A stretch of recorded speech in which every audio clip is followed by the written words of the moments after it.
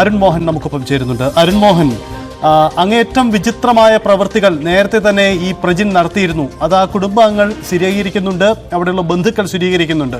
ഇന്നും ഇന്നലെയല്ല, കുറച്ച് വർഷങ്ങൾ മുമ്പ് തന്നെ പ്രജിൻ ഇത്തരം ഇടപെടലുകൾ നടത്തിയിരുന്നു, അതിൽ സംശയമുണ്ടായിരുന്നു. പക്ഷേ അത് ഇത്ര വലിയൊരു ദുരന്തത്തിനെത്തുമെന്ന് ആ കുടുംബം പ്രതീക്ഷിച്ചിട്ടുണ്ടാവില്ല. ഇപ്പോൾ ഈ പോലീസിന്റെ അന്വേഷണം, അത് സംബന്ധിച്ച് അന്വേഷണ സംഘം എന്തെങ്കിലും സൂചനകൾ നൽകുന്നുണ്ടോ? കാരണം അവിടുന്ന് ലഭിച്ച തെളിവുകളൊക്കെ നിരവധി സംശയങ്ങൾക്കിട നൽകുന്നതാണല്ലോ. അരുൺ മോഹൻ. തീർച്ചയായും വളരെ ദുരൂഹത നൽകുന്ന തെളിവുകൾ തന്നെയാണ്, അല്ലെങ്കിൽ സാധാരണ നമുക്ക് നേരിട്ട് കാണാൻ കഴിഞ്ഞതെന്ന് തന്നെയാണ് നമുക്ക് വിലയിരുത്താൻ കഴിയുന്നത്. പക്ഷേ പോലീസ് ഇപ്പോൾ നമ്മൾ ബന്ധപ്പെട്ടപ്പോൾ പറയുന്നത് ആദ്യഘട്ടങ്ങളിൽ ഇയാൾ നൽകിയ മൊഴി, അതായത് തനിക്ക് സ്വതന്ത്രമായി ജീവിക്കാൻ കഴിയില്ല എന്നുള്ളൊരു വാദത്തോടു കൂടിയായിരുന്നു അദ്ദേഹം കൊലകൃത്യം ചെയ്തതിനു ശേഷം സ്റ്റേഷനിൽ ഹാജരായതിനു ശേഷം അതിന്റെ അടിസ്ഥാനത്തിലായിരുന്നു അറസ്റ്റ്. തുടർന്ന് അങ്ങനെ പോവുകയായിരുന്നു. പക്ഷേ അതിന് സംസ്കാര ചടങ്ങുകൾക്ക് ശേഷം ബന്ധുക്കൾ നൽകിയ ഈ ഒരു മൊഴി, തന്റെ വീട്ടിൽ അനുഭവിച്ചിരുന്ന ബുദ്ധിമുട്ടുകൾ അമ്മ ഉൾപ്പെടെ പുറം ലോകത്തെ അറിയിച്ചതോടുകൂടിയാണ് ഈ വിഷയങ്ങളുടെ ചുരുളഴിയുന്നത്.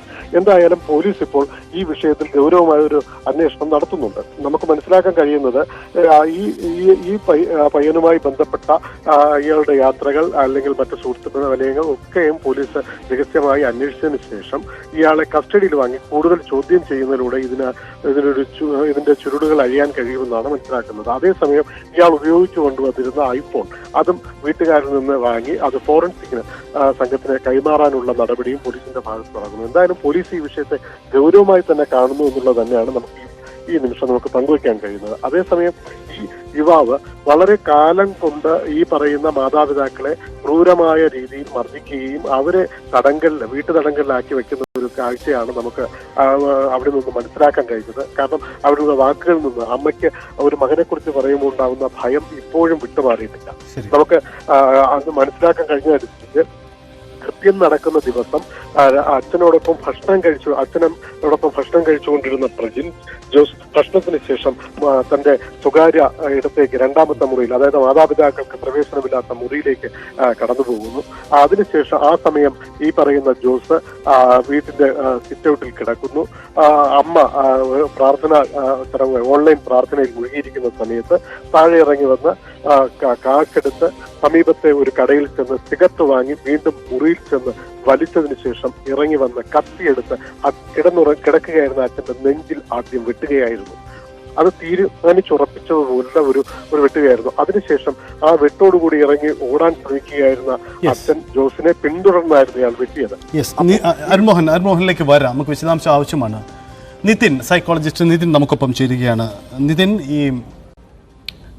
ഇതിൽ ഈ കുട്ടികൾ ഇങ്ങനെ പെരുമാറുന്നു എന്ന സംശയത്തിന് ഇട നൽകുന്ന നിരവധി ചോദ്യമുണ്ട്. ഒരുപക്ഷെ ഇത് പല കുടുംബങ്ങളിലും സമാന സ്വഭാവം കാട്ടുന്ന കുട്ടികളുണ്ടാവാം. അപ്പോൾ എന്താണ് ഇതിൽ സംഭവിക്കുന്നത് എന്ന സംശയമുണ്ട്. ഈ അനുഭവം തന്നെ നോക്കൂ, 2 വർഷത്തിലധികമായി ഈ തരത്തിലുള്ള സംശയകരമായ പ്രവൃത്തി ഈ യുവാവ് നടത്തിയിരുന്നു.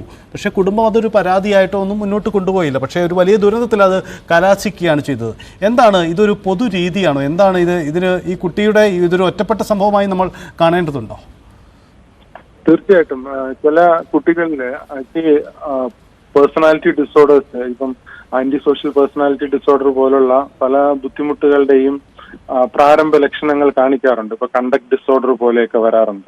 അപ്പൊ അത് എക്സെപ്ഷണൽ കേസാണ്. ഒരു പോപ്പുലേഷനിൽ ഒരു ചെറിയ ശതമാനം ആൾക്കാരിൽ ഇത്തരത്തിലുള്ള വയലന്റ് ആയിട്ടുള്ള അഗ്രസീവ് ആയിട്ടുള്ള ബിഹേവിയർ വരുന്നുണ്ട്. അപ്പം അതിനോടൊപ്പം പലപ്പോഴും ഈ ലഹരി പദാർത്ഥങ്ങളുടെ ഉപയോഗവും മറ്റ് പലതരത്തിലുള്ള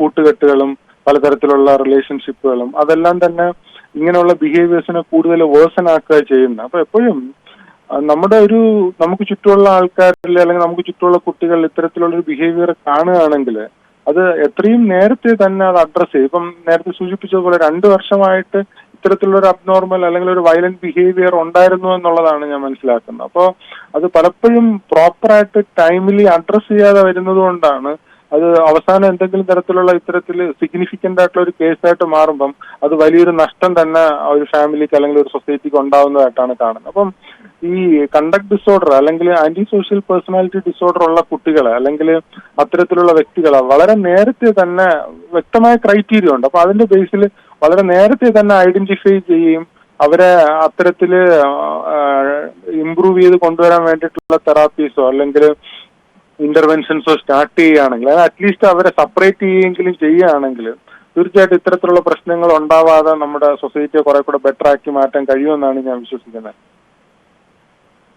സംഭവം എന്നതിനപ്പുറം നമ്മൾ ഇത്തരം വലിയ ദുരന്തങ്ങളൊന്നും റിപ്പോർട്ട് ചെയ്യുന്നില്ലെങ്കിലും പല ഇടങ്ങളിലും കുട്ടികളിൽ ഇത്തരം ഒരു പ്രത്യേക സ്വഭാവ രീതികൾ പുതിയ കാലഘട്ടത്തിൽ കൂടുതലായി കണ്ടുവരുന്നു. അത് ലഹരി ഉപയോഗം മാത്രമാണോ അതിന് കാരണമായി പറയാവുന്നത്, അതല്ലെങ്കിൽ മറ്റെന്തെങ്കിലും കാരണങ്ങൾ കണ്ടെത്താൻ കഴിയുന്നുണ്ടോ? താങ്കളുടെ ഒരു അനുഭവത്തിൽ അത്തരം കാര്യങ്ങൾ പ്രകടമായിട്ടുണ്ടോ?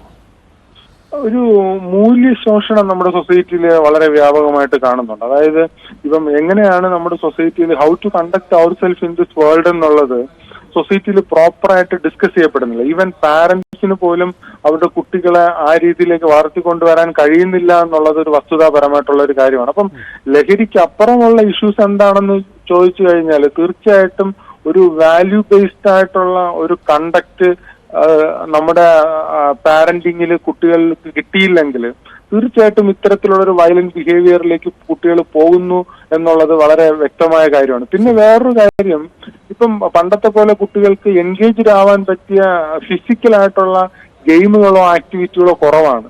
കൂടുതലും ഓൺലൈൻ ആയിട്ടുള്ള കാര്യങ്ങളിൽ അല്ലെങ്കിൽ സ്ക്രീൻ ടൈം, ഓൺലൈൻ ആയിട്ടുള്ള ഗെയിമുകൾ, ഇതിനകത്തൊക്കെയാണ് കൂടുതലും കുട്ടികൾ എൻഗേജ്ഡ് ആയിരിക്കുന്നത്. അപ്പം അവരുടെ ഒരു ഫിസിക്കലായിട്ടുള്ള ഒരു അഗ്രഷൻ അല്ലെങ്കിൽ ഫിസിക്കലായിട്ടുള്ള ഒരു എനർജി, എന്തൂസിയാസം പ്രോപ്പറായിട്ട് ചാനലൈസ് ചെയ്യാനോ ലൂസ് ഔട്ട് ചെയ്യാനോ ഉള്ള ഓപ്പർച്യൂണിറ്റീസ് പണ്ട് കുട്ടികൾക്ക് കിട്ടിയിരുന്ന പോലെ ഇപ്പൊ കിട്ടുന്നില്ല. അപ്പൊ അത് ഇതുപോലെ എന്തെങ്കിലും ഒരു ട്രിഗർ ഫാക്ടർ വരുമ്പോൾ പെട്ടെന്ന് അത് വെന്റ് ഔട്ട് ചെയ്ത് പോകും അല്ലെങ്കിൽ എക്സ്പ്ലോഡ് ചെയ്യുന്നതായിട്ടാണ് കാണുന്നത്. അതും ഈ പറഞ്ഞ പോലുള്ള ഒരു മറ്റു പല കാരണങ്ങളായിട്ട് വയലന്റ് ബിഹേവിയേഴ്സിനുണ്ട് എന്നുള്ളത് ഒരു വസ്തുതാപരമായിട്ടുള്ള കാര്യമാണ്. ശരി, വളരെ നന്ദി. ഡോക്ടർ മോഹൻ റോയ് നമുക്കൊപ്പമുണ്ട്. ഡോക്ടർ, ഈ വെള്ളറയുടെ സംഭവം അങ്ങയുടെ ശ്രദ്ധയിലും ഉണ്ടാവാം. അതിന്റെ കാരണം ആ കുട്ടി വിചിത്രമായി പെരുമാറിയിരുന്നു, സ്വന്തം പിതാവിന്റെ കഴുത്തറുത്ത് കൊല നടത്തുന്നു. ഇതിന് പിന്നിൽ മറ്റു ചില ബ്ലാക്ക് മാജിക് ഇടപാടുകൾ ഉണ്ടോ എന്നത് സംശയകരമാണ്. അത് അന്വേഷിച്ച് കണ്ടെത്തേണ്ടതാണ്. എന്തായാലും ആ കുടുംബത്തിൽ നിന്നും ആ മുറിയിൽ നിന്നും ചില തെളിവുകളൊക്കെ അത്തരത്തിൽ നമുക്ക് കിട്ടുന്നുണ്ട്. നമുക്ക് ദൃശ്യങ്ങളടക്കം അതിന് ലഭ്യമായിട്ടുമുണ്ട്. അപ്പോൾ ഇതെന്താണ് ഈ കുട്ടികൾക്ക് സംഭവിക്കുന്നത് എന്നൊരു പൊതു ചോദ്യം നമുക്ക് മുന്നിൽ ഉയർന്നു വരുന്നുണ്ട്. ഇതൊരു ഒറ്റപ്പെട്ട സംഭവമായി കാണാൻ കഴിയുമോ, അല്ലെങ്കിൽ എന്തുകൊണ്ടാണ് കുട്ടികൾ ഇങ്ങനെ പോകുന്നു? ഒന്നല്ല, പല സംഭവങ്ങൾ നമ്മുടെ മുന്നിൽ റിപ്പോർട്ട് ചെയ്യപ്പെട്ടിട്ടുണ്ട്. കുട്ടികൾ ഇത്തരത്തിൽ മുന്നോട്ട് പോകുന്നു പറയുമ്പോൾ കുട്ടികൾ എന്തിനെയാണ് പ്രതിനിധീകരിക്കുന്നതെന്നും എന്തിന്റെ ഭാഗമാണ് ഇവരെന്ന് നമ്മൾ മനസ്സിലാക്കുന്നത്. കുട്ടികൾ യഥാർത്ഥത്തിൽ ഈ സമൂഹത്തിൽ കാണുന്ന സമൂഹത്തിന്റെ ഒരു പരിച്ഛേദം തന്നെ. അപ്പൊ സമൂഹത്തിൽ എന്തൊക്കെയുണ്ടോ അതൊക്കെ കുട്ടികളെ സ്വാഭാവികമായിട്ട് സ്വാധീനിക്കാൻ സാധിക്കും. നമ്മുടെ സമൂഹത്തിന് ചുറ്റുപാടും ഇതുമായി ബന്ധപ്പെട്ട് നടക്കുന്ന കാര്യങ്ങൾ എന്തൊക്കെയാണെന്ന് അറിയാമല്ലോ. തട്ടിപ്പുകളുണ്ട്, സ്വർണ്ണ വെള്ളരിക്കകളുണ്ട്, വെള്ളി മൂങ്ങാകളുണ്ട്, ഇരുതലയുണ്ട്. എന്തിനധികം പണ്ടൊരു കാലത്ത് കുറച്ച് റുമേനിയൻ പൗരന്മാർ കേരളത്തിൽ നിന്ന് ATM തട്ടിപ്പ് നടത്തിയ കാലത്ത് നമുക്ക് രസകരമായി പറഞ്ഞത് അവരെന്തിനാണ് ATM തട്ടിപ്പ് നടത്താൻ ബുദ്ധിമുട്ടുന്നത്? എന്തെങ്കിലും ഒരു യന്ത്രത്തിന്റെ പേര് പറഞ്ഞ് ആ യന്ത്രം നശിച്ചാൽ എന്തെങ്കിലും ഒക്കെ കിട്ടുമെന്ന് പറഞ്ഞാൽ തന്നെ മലയാളി ക്യൂ എന്ന് വാങ്ങിക്കും. അപ്പൊ അത്രത്തോളം അന്ധവിശ്വാസത്തിൽ ഒക്കെ അടിമപ്പെട്ട ഒരു സമൂഹത്തിൽ ഉണ്ടാകുന്ന കുട്ടികളിൽ നിന്ന് നമ്മൾ എന്താണ് പ്രതീക്ഷിക്കേണ്ടത്? ശാസ്ത്ര അവബോധം തീണ്ടിയിട്ടില്ലാത്ത ശാസ്ത്രീയമായ കാര്യങ്ങൾ കാണാത്ത ഒരു സമൂഹത്തിലുണ്ട്. കുട്ടികൾ എന്ത് രീതിയിൽ പെരുമാറുമെന്ന് നമ്മൾ പ്രതീക്ഷിക്കും. ഏറ്റവും പ്രധാനപ്പെട്ട കാര്യം, കുടുംബങ്ങളിൽ കുട്ടികൾക്ക് എന്ത് സംഭവിക്കുന്നു നമ്മൾ അന്വേഷിക്കുന്നതിനപ്പുറത്തേക്ക് കുടുംബങ്ങളിൽ കുട്ടികളുടെ മുറികളിൽ എന്ത് സംഭവിക്കുന്നു എന്നുള്ളത് നമുക്ക് മനസ്സിലാകുന്നില്ല. ഇദ്ദേഹത്തിന്റെ മുറിയിൽ തെളിവുകൾ ഇതിനു ശേഷം നമുക്ക് കിട്ടി എന്ന് പറഞ്ഞു കഴിഞ്ഞാൽ അതിന് മുമ്പുള്ള ഒരു സമയത്ത് ഈ കുടുംബത്തിന് ഇത് അറിയാമായിരുന്നില്ല. അതോ ഈ കുടുംബത്തിലെ വ്യക്തികൾക്ക് പോലും ആ മുറിയിൽ കയറാൻ സാധിക്കുകയില്ല. അത്തരത്തിലൊരു സാഹചര്യം ഉണ്ടായിരുന്നെങ്കിൽ ആ സാഹചര്യത്തിൽ ഈ കുടുംബം എന്താണ് ചെയ്യേണ്ടിയിരുന്നത്, എന്താണ് ചെയ്യേണ്ടത്, അങ്ങനെ ചെയ്യേണ്ട കാര്യങ്ങളെ കുറിച്ച് നമുക്കറിയാം. മൂന്നാമത് വരെ പഠിച്ചു. രണ്ടാമത് ഇത്തരം